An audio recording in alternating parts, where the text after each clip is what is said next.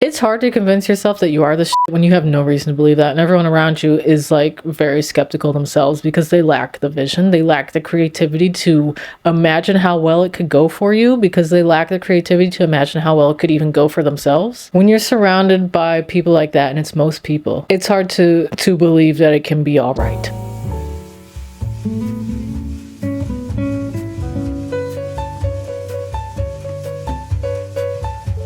Let me tell you something. I finished my Medicaid form. I filled it out. Didn't have to do nothing. But I got dropped in the mail, and that's a lot of work. Even though I was literally just downstairs. I could have dropped in the mailbox then, but I was downstairs at the vending machine to get a sody pop, a diet sody pop, because I'm the skinniest legend. I've been recording for like 10 minutes, and I wasn't recording. Tune into the next episode, because this one is a dud.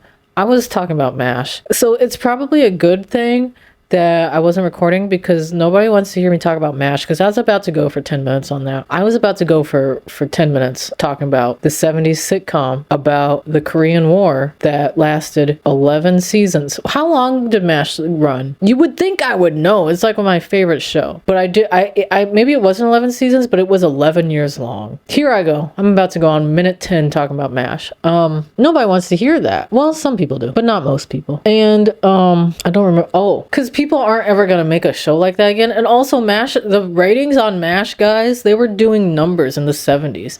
Like whatever PewDiePie was doing 10 years ago, that's what MASH was doing. MASH was trampling on PewDiePie's fucking metrics 52 years ago. How old is MASH? It is like 52 years old.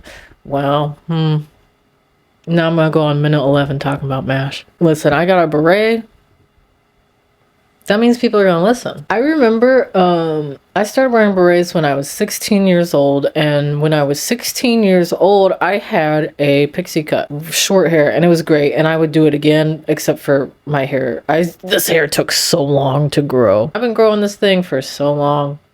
But I had a pixie cut, and so the beret, just imagine, okay, a beret with a pixie cut and this face card, it was Jover. I was ending people. It was so muggy. I was wearing berets at 16 and I just never stopped. And people would be like, how are you wearing a beret? I put on a beret and I look like an egg. You put on a beret and you look like a mug, you know?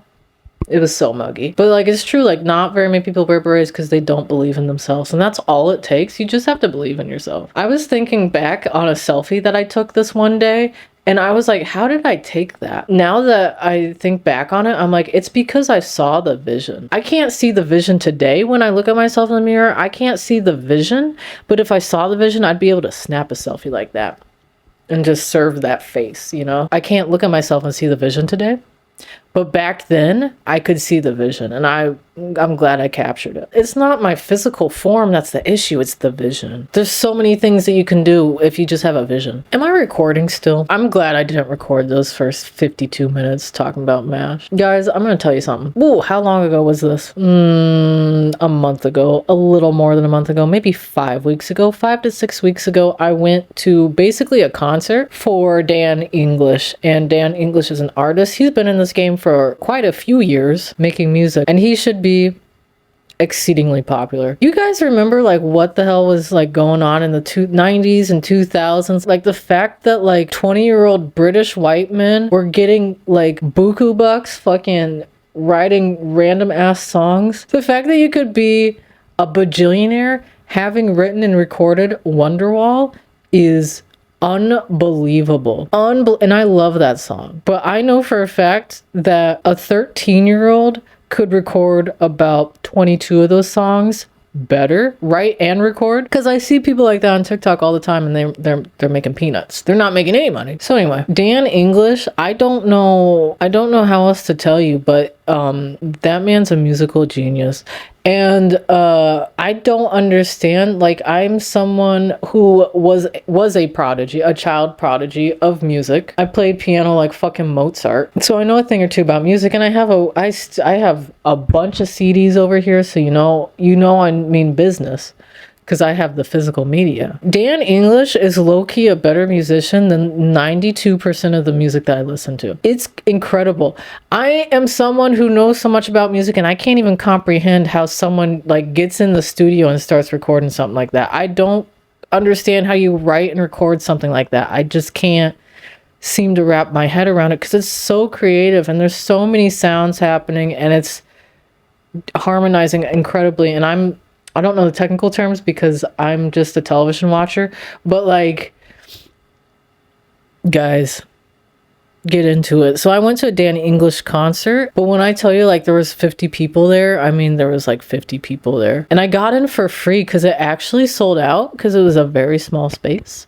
And so I walked up when the doors opened and I was like, are you guys having walk-up tickets? And they were like, not yet, but someone's giving away their ticket because no one showed up for it. I got in for free. And I should not have gotten into that concert for free. But when I was there, it was like low-key such a life-changing experience. And I had this feeling that was so weird. I don't know if I've ever felt like this before, but I had this feeling that was like me from the future is looking back on this moment. I had this feeling that there was a presence and that presence was me from the future being like, oh yeah, 15 years ago, me and 49 other people were crammed into this small room and we saw Dan English performing. You had to be there.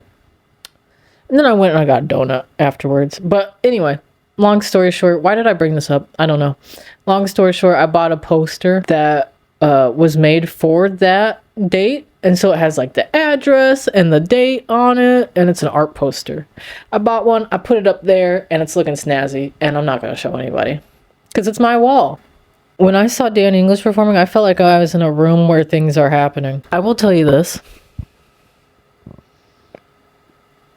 I forgot. Every time I get into a band, every time, like the next day, it's like, oh, the fucking lead singer's a wife beater, and also they're going on hiatus indefinitely, and also 2 of them are in jail, and like, you know, it's some shit like that. Every single time. I have the worst luck with bands. When I became a fan of Placebo, it was like 1 year into their 8-year-long hiatus.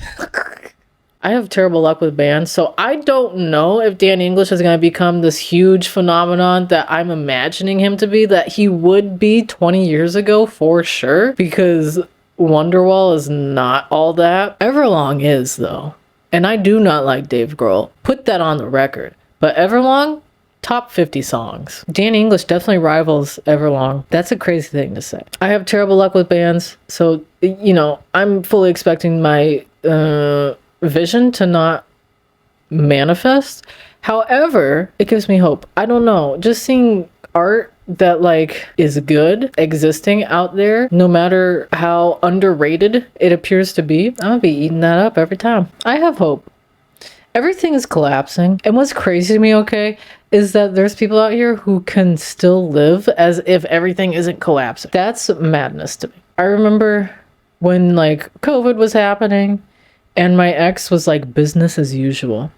That should have been my first, like, that should have been like my 30th red flag. It's like, how are you just not affected by so many things that are changing? And the answer is money. Okay, I'm a very spiritually like grounded, like I don't need anything materially because it's all within. But I have eyes and I can feel and see and taste and touch. And this shit do not taste good. Things are falling apart. Everything is so expensive. Like, I can't get over rent prices. How did rent go up $1,000 a month for one room? It shouldn't even be $1,000 for a room, but now we're looking at multiple thousands of dollars a month for a room. That can't be right because none of us are making multiple thousands of dollars a month. So what's the game plan? So that's really cool. But like the fact that there's people and there are people that just like don't feel it, and that's so curious. I remember my ex just like being like just business as usual. Everything's falling apart and it's business as usual. Okay, this is something that baffles me. The fact that people are different. I don't know if you guys have gotten used to the fact that people are different, but I just can't. When I see the behaviors of most people, I'm like, I lack the creativity to be that ignorant. And this is not me being straight up a hater, because I try to be understanding. I work in customer service. I work at the burrito rolling factory. And when I tell you, both customers and employees, when God is sending his babies, he is not sending his best babies. Who raised these people? People are just missing social cues left and right, and this is coming from someone who doesn't know what a social cue is. And so when I see that, I'm like, it's willful. You're doing that on purpose. Why do we talk to people while looking at our phone? And maybe that's just me projecting, because I got into so much trouble, just like egregious trouble, just humiliation, just like shame for doing basic shit like that. If you're a person who has difficulty with eye contact, people will treat you like a fucking twig on the ground. I don't know. And so this is something that baffles me. We got the general population out of touch on their phone. Why do so many people come into my store not having charged their phone with like a dead phone? Why do I come across so many people whose phones are dead? Reduce that screen time, girl. I have a beret. Here's what I want to do. This is the meat and potatoes of the video right here. I live in Hollywood, right? And on Hollywood Boulevard, there is a Halloween store. Outside that Halloween store is Norman Reedus's Hollywood Star that he got 2 years ago, which is so epic. That's not the point. What the point is that there's a Halloween store. Well, it's a costume shop, but that shit is a Halloween store. And it's open year round. It is not a seasonal store. This shit is my amusement park. I love that costume shop. It is so big, and it's just Halloween shit, corner to corner. And it's like kind of divided in half, and like one half is just wigs. One day when I feel like I need a wig because this world is stressing me so out, I'm fucking bald, I'm gonna get the most ridiculous wig I can find. This is the meat and potatoes of the video. I'm gonna go to that costume store, and this is gonna be my Halloween present.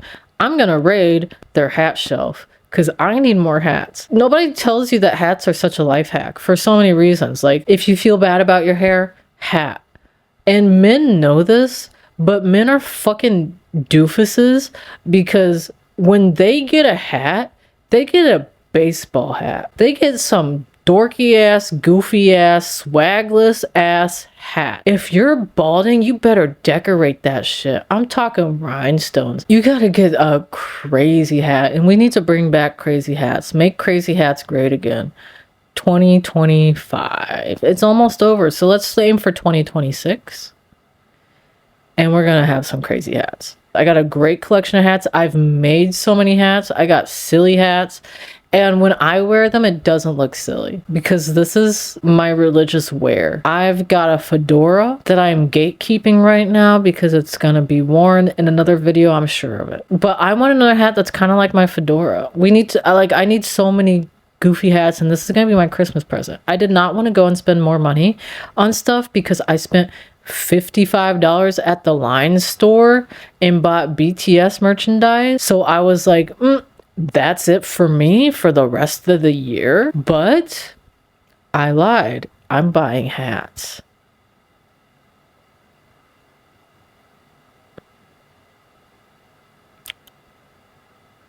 So there goes my life. But listen, the way that I designed this show isn't, I'm not trying to make it look great.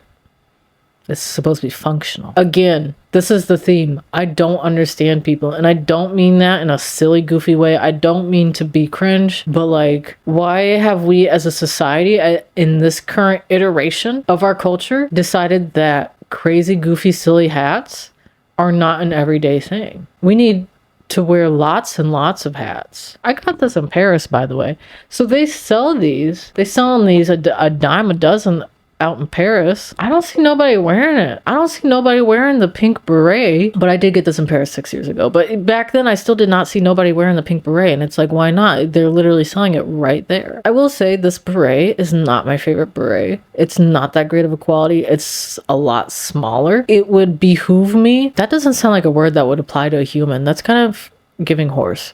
But it would behoove me to have a hat that was a little bit bigger. Let me tilt this to the side.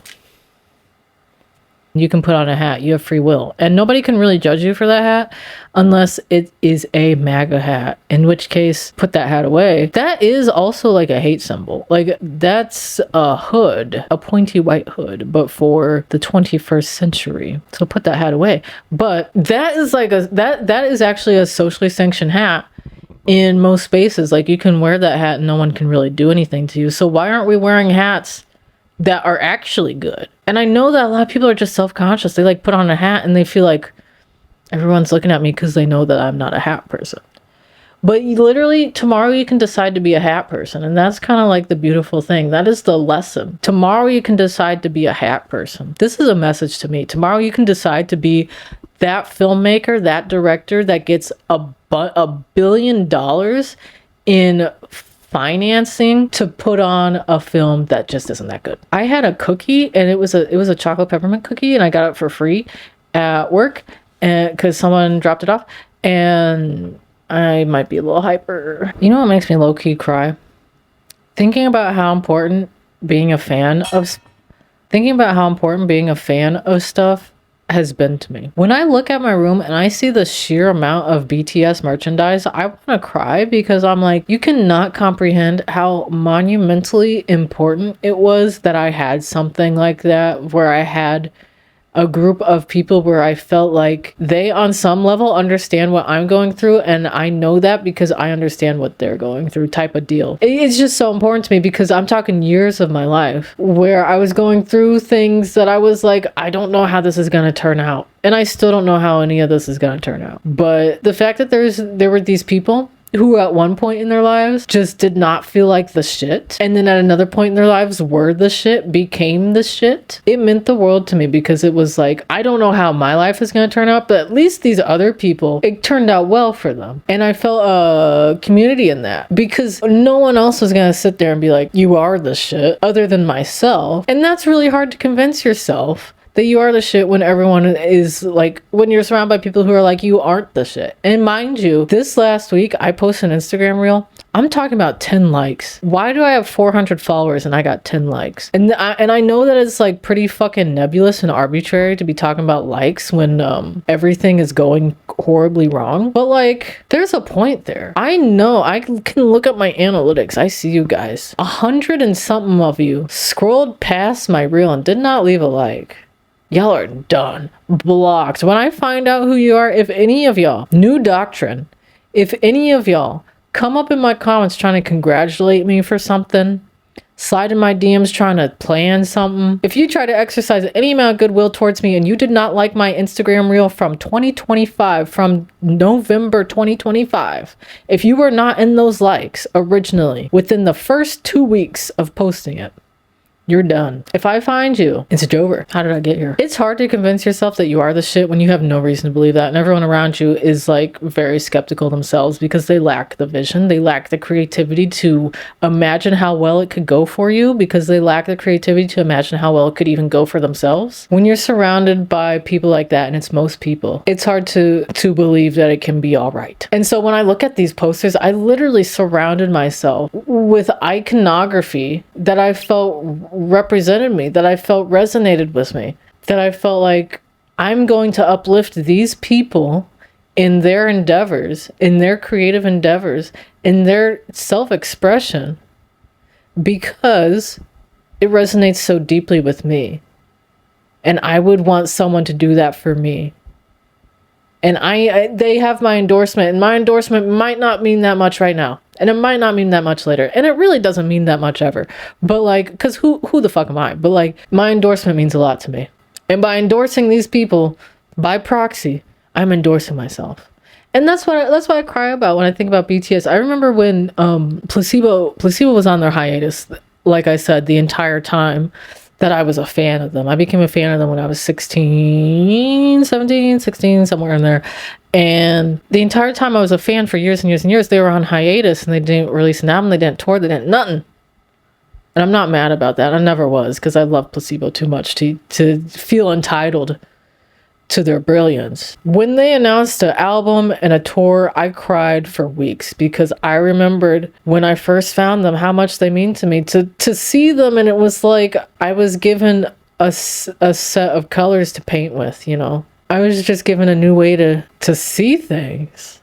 And it's funny to look back on that time and remember that I couldn't even comprehend. Again, it's like that thing, I lacked the creativity to imagine how good things could go. It's funny to think of the time when I became a Placebo fan and I was like, I didn't know that it was an option to present yourself in a way that confused people. And that's so funny and it's so cool.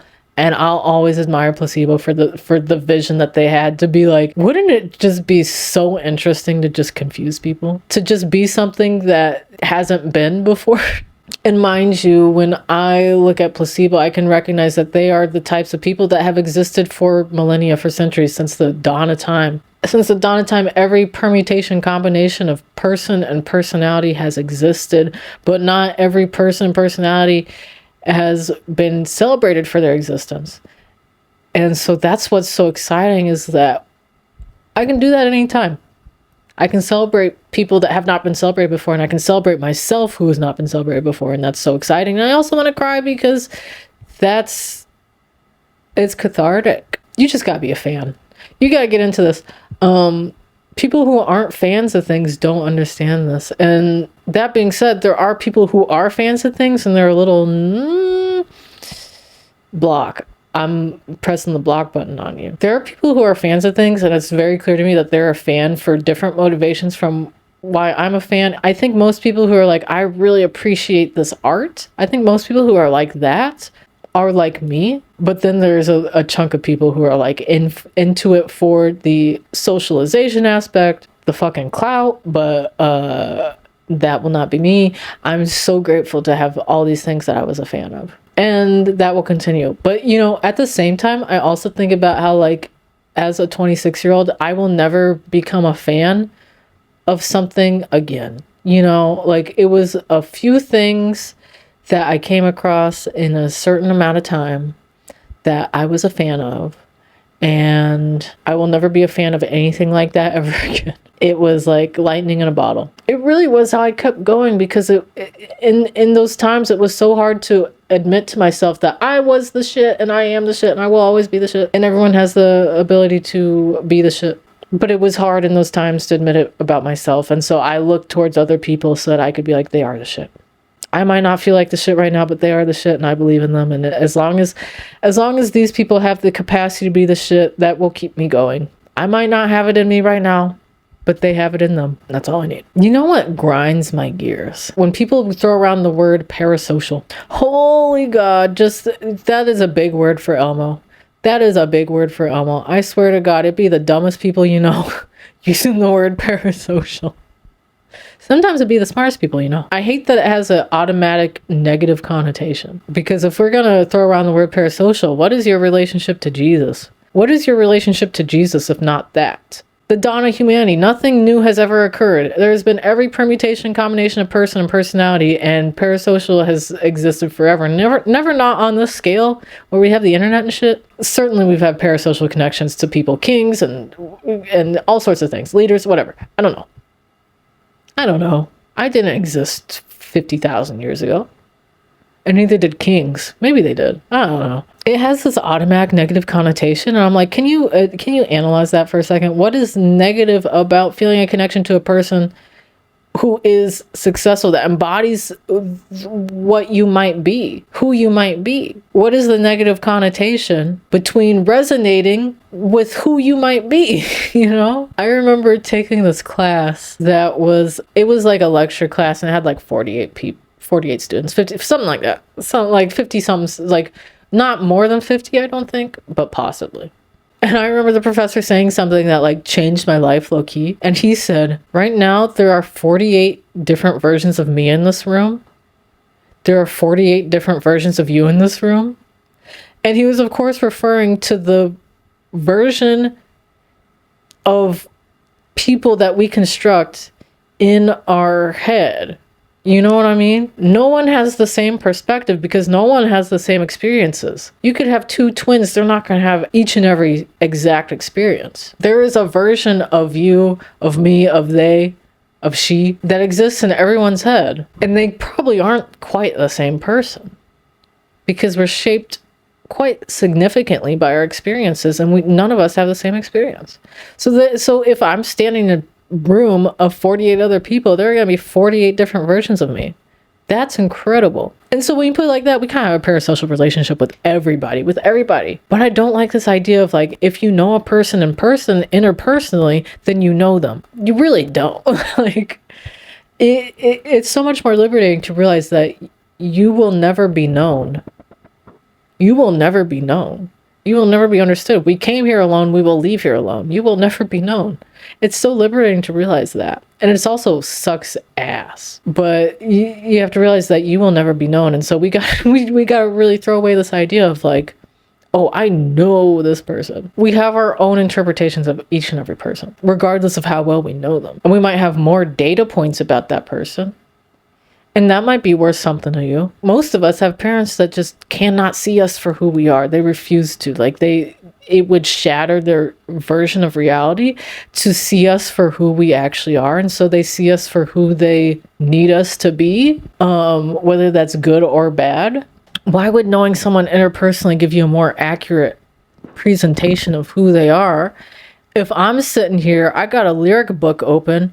I got this motherfucker's every thought written into a lyric. I'm analyzing that shit. I know parts of them that their parents don't even know, you know? Like, my family does not give a rat's ass. They lack the ability to understand what's happening in my art, to understand my vision, to understand the greatness, because they didn't support it and they didn't see it. And I can't even really hold that against them, because if you lack the vision, you lack the vision, and that's that on that. The girls that get it. And they were not the girls that got it. And so it's entirely possible that a person that does not interpersonally know me could look at fucking a poem that I wrote. I don't write poems. But like, could look at a painting that I painted, a fucking post that I made, and instantly know me better than any of my family. That's entirely possible. And so I don't think of parasocial as a negative thing, because it's just a thing. It's just a thing. It's just a thing to describe the proximity that you have to someone, but it's not a thing to describe really anything else. That's what grinds my gears. I hate the term parasocial. Someone can call you parasocial, and it like delegitimizes the connection that you can have to a piece of art. And it's like, no, I'm not interpreting this art any less deeply just because I don't interpersonally know the artist. Like, what are we talking about here? Like, you know, maybe I just don't understand the argument. I would love to have a conversation with someone and just go off on them, because I would be triggered and feel judged and shamed because they called me parasocial. But I do kind of want to understand, like, what is that argument for, like, why a parasocial relationship would be inherently more negative than a friendship? I don't know. It's just two different things. Slightly. It might not even be two different things. Depends on the person. I feel like I'm serving face right now, but I might not be. And that would be embarrassing. I gotta go drop off my Medicaid form.